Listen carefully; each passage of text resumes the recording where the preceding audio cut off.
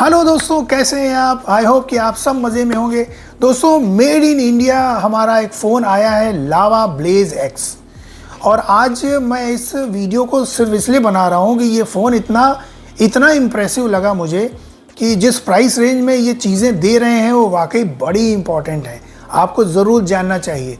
Lava Blaze X made in India phone है, ज़बरदस्त phone है। देखते हैं इसमें क्या क्या स्पेसिफिकेशंस हैं, आपको लेना चाहिए या नहीं लेना चाहिए। लेकिन आगे बढ़ने से पहले दोस्तों, वीडियो को लाइक ज़रूर किया करिए और चैनल पर अगर पहली बार हैं तो सब्सक्राइब ज़रूर किया करिए। बिना सब्सक्राइब किए बिना कभी मत जाया करिए। इससे मुझे मोटिवेशन मिलता है। आपके सपोर्ट से ही ये चैनल मैं रन कर रहा हूँ। चलिए स्टार्ट करते हैं। दोस्तों, प्लास्टिक बिल्ट में ये फ़ोन आपको अवेलेबल होगा। किसी तरह का ग्लास वगैरह सपोर्ट तो नहीं है, लेकिन इसमें कर्व डिस्प्ले मिल रहा है आपको। ये फ़ोन 15,000 के अंदर आपको मिलेगा। कर्व डिस्प्ले आपको इस 15,000 के प्राइस रेंज में मिल रहा है, जो कि बहुत ही ज़बरदस्त है। इन हैंड फील इसकी बहुत ही अच्छी है, बहुत ही लाइट फ़ोन है। जब आप इसको हाथ में लेंगे तो आपको बिल्कुल प्रीमियम लुक वाला एक्सपीरियंस होगा। मतलब आपको लगेगा कि ये बहुत ही ज़बरदस्त फ़ोन है, कोई बहुत ही महंगा फ़ोन मैंने हाथ में पकड़ रखा है। लेकिन ये 15,000 के नीचे है। डिस्प्ले की बात करें, 6.67 इंच का full HD plus curve display है, 120 हर्ट्ज का रिफ्रेश रेट है, 600 निट्स की पीक ब्राइटनेस है। तो कर्व डिस्प्ले है, मैं बार बार इसलिए कह रहा हूँ कि इस प्राइस पर कर्व डिस्प्ले मिलता नहीं है। तो कर्व डिस्प्ले है और बिल्कुल बेजल लेस डिज़ाइन है। आपको नीचे की जो उसकी चिन होगी, चिन भी बहुत पतली मिलेगी। ऐसा नहीं है कि ऊपर और साइड में पतला मिले, नीचे मोटा मिले, ऐसा कुछ नहीं है। पूरा बेजल लेस मिलेगा, आपको फील आएगा जब आपके हाथ में फ़ोन होगा। तो प्रोसेसर की बात की जाए तो मीडियाटेक डायमेंसिटी 6300 का प्रोसेसर है, 6 nm का प्रोसेसर है। तो ज़बरदस्त प्रोसेसर है, इस प्राइस रेंज में बिल्कुल फिट बैठता है दोस्तों। तो आपको अगर प्रोसेसिंग का कोई इशू लग रहा है कि सस्ता फ़ोन है तो हैंग करेगा या गेमिंग वगैरह नहीं करेगा, सब करके देगा आपको ये। रैम के 3 वेरिएंट इन्होंने लॉन्च किए हैं, 4 GB का, 6 GB का और 8 GB का। 128 GB का स्टोरेज है और डुअल नैनो सिम का सपोर्ट है। इसमें LPDDR4X की रैम आपको मिलेगी। तो सारी चीज़ें, सब कुछ अप टू डेट हैं अपनी प्राइस को ध्यान में रखते हुए।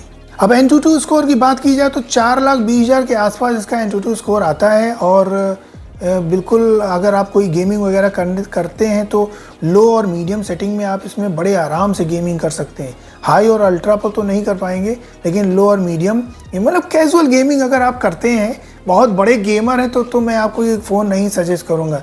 लेकिन अगर आप मोबाइल पर कैजुअल गेमिंग करते हैं तो हल्का सा मीडियम सेटिंग पर आप आराम से गेमिंग का मज़ा ले सकते हैं, कोई प्रॉब्लम आपको नहीं होगी। इसका जो UI है बिल्कुल क्लीन है। स्टॉक एंड्रॉयड आपको दिया गया है इसमें, और एंड्रॉयड अपडेट्स आपको 1 साल के मिलेंगे, 2 साल का सिक्योरिटी अपडेट मिलेगा।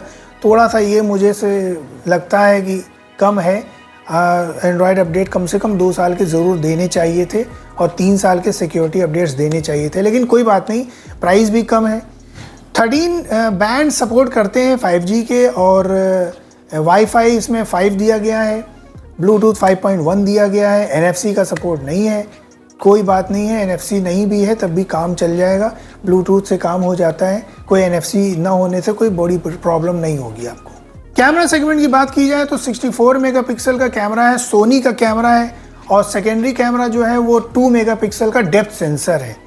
तो ये थोड़ा सा यहाँ पर गड़बड़ हो गया। 2 मेगापिक्सल का डेप्थ सेंसर देने की बजाय अगर 8 मेगापिक्सल का अल्ट्रा वाइड वाला सेंसर दे देते तो ये फ़ोन जाने कहाँ पहुँच गया होता।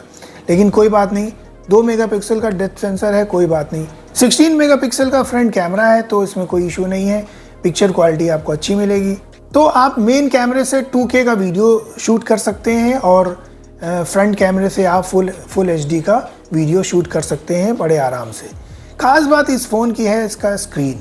इसका स्क्रीन बहुत ही बढ़िया है, डिस्प्ले बहुत ही ज़बरदस्त है। कलर्स बड़े पंची कलर्स आते हैं।